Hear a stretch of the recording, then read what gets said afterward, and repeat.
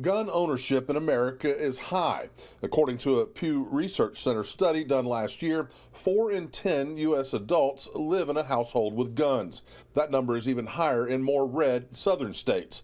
Law enforcement officials say that with that ownership comes the responsibility of keeping those around the guns safe. What's reasonable?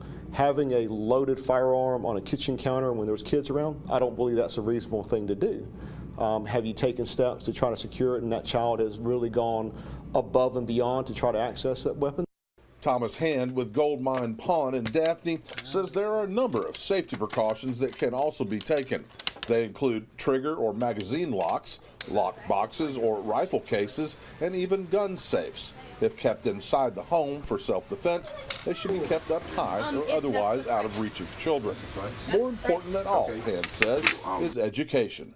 You hold your child's hand when they're walking across the parking lot because you want to make sure they don't get run over, but you teach them to look both ways because there will be a point in time that you won't be there to hold their hand.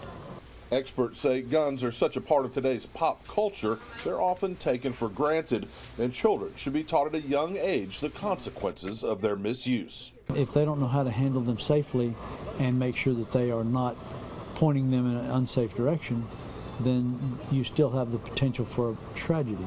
If you do have weapons in your house and you do have children, it's an individual decision, but at some point you need to start explaining to them that these are not just toys. Spanish Fort Police Chief John Barber says it all boils down to responsible ownership. Reporting live in Baldwin County, Hal Sherrick, Fox 10 News.